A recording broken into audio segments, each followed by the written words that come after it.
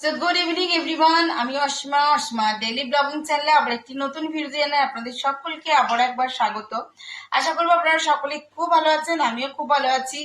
আর আপনাদেরকে বলেছিলাম যে আমি যখন গুড় আমটা বানাবো আপনাদের সঙ্গে অবশ্যই শেয়ার করবো। তো আমি এখন চলে এসেছি সন্ধেবেলায় গুড় আমটা বানাতে।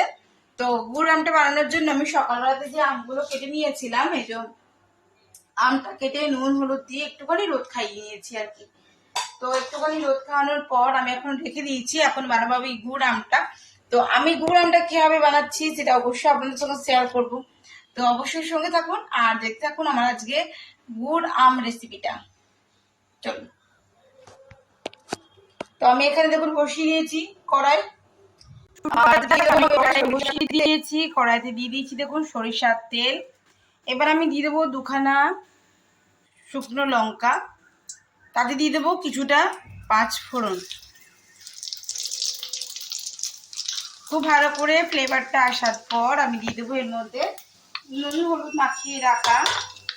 হলুদ মাখিয়ে রাখা যে আমগুলো আমি রোদ খাইয়েছিলাম সেগুলো আমি এখানে দিয়ে দেবো।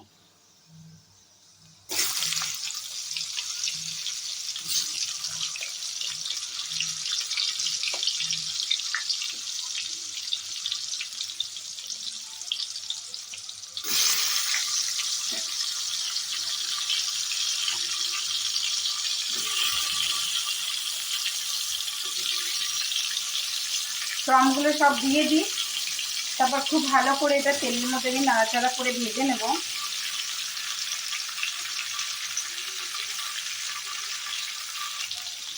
তো দেখো আমি এগুলো নাড় দেবো।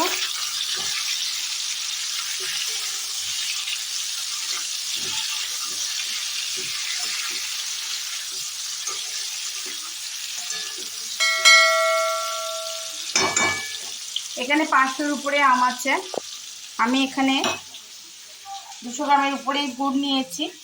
আর এরকম একটা ভারী জিনিসের সাহায্যে আমি গুড়গুলোকে ভেঙে দেবো।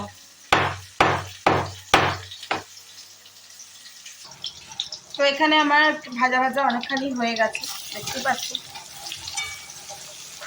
তো আমি এখানে টুকরো করে নিয়েছি, এটা ভারী জিনিসের সাহায্যে দেখালাম। তো আমি গুড়গুলোকে কিছুটা টুকরো করে নিয়েছি, এবার আমি দিয়ে দেবো।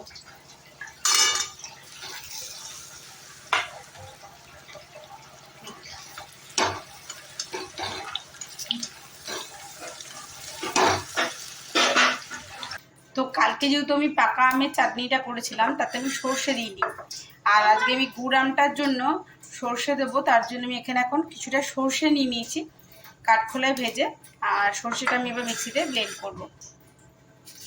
আর গুড় দেওয়ার পরে আচারের অবস্থা কিছুটা এরকম। আচ্ছা দেখো, আমার গুড়ের সঙ্গে এটা কিন্তু কন্টিনিউয়াসলি চালাতে হবে, নাহলে কিন্তু গুড় জ্বলে যাবে, আর যদি পুড়ে যায় তাহলে কিন্তু একদম ভাল লাগবে না। তোমরা বুঝবে কি করে যে পাকটা হয়ে গেছে, একবার দেখাই। দেখো এই যে এখানে হাত দিচ্ছ, দেখো একটা চিট আসবে, একটা গরম গুড়ের একটা চিট আসবে, যেটাতে এইভাবে একটা তার তৈরি হবে। এখনো আসেনি, তার মানে এখনো এটা পাকটা হয়নি গুড়ের, এখনো হতে সময় আছে। আর এদিকে আমার সর্ষের সঙ্গে বাকি সমস্ত ভাজা মশলাটা একেবারে রেডি হয়ে গেছে, এটা এখনো হবে।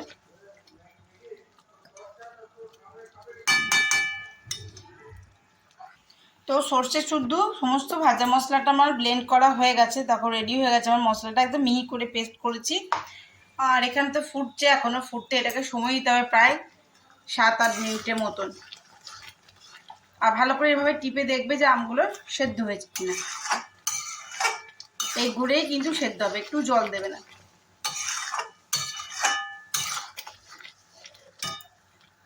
আচ্ছা, তোমাদেরকে আরেকটা টিপস আমি এখানে দিই।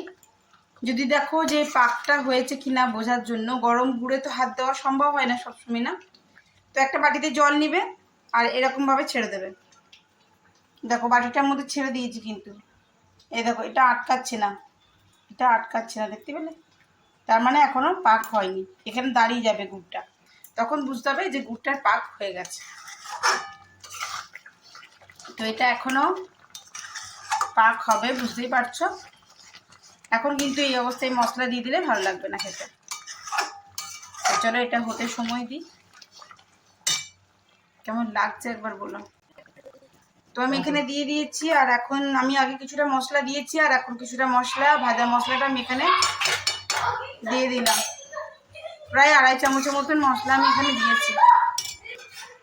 অবশ্যই যদি আচারকে বেশি দিন সংরক্ষণ করে রাখতে চান 1 চামচের মতন লেবুর রস কিংবা সিরকা দিয়ে দেবেন।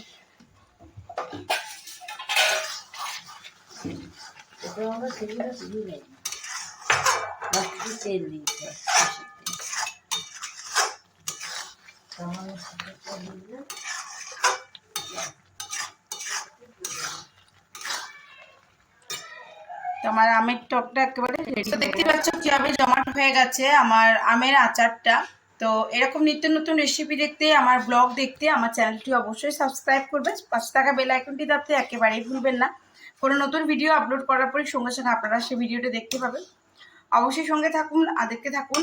আমি ডেলি ভিডিও পোস্ট করব, অবশ্যই সেটাতে লাইক কমেন্ট করবেন। আর যদি কোনো কিছু বক্তব্য আপনাদের থাকে, কিছু বলতে চান, সেটা আমার কমেন্ট বক্সে কমেন্টের মাধ্যমে আমাকে জানাতে পারেন। সকলে খুব ভালো থাকুন, সুস্থ থাকুন। আবার একটা নতুন ভিডিওতে আপনার সঙ্গে দেখা হবে। ততক্ষণের জন্য বিদায়, টাটা, গুড ইভিনিং।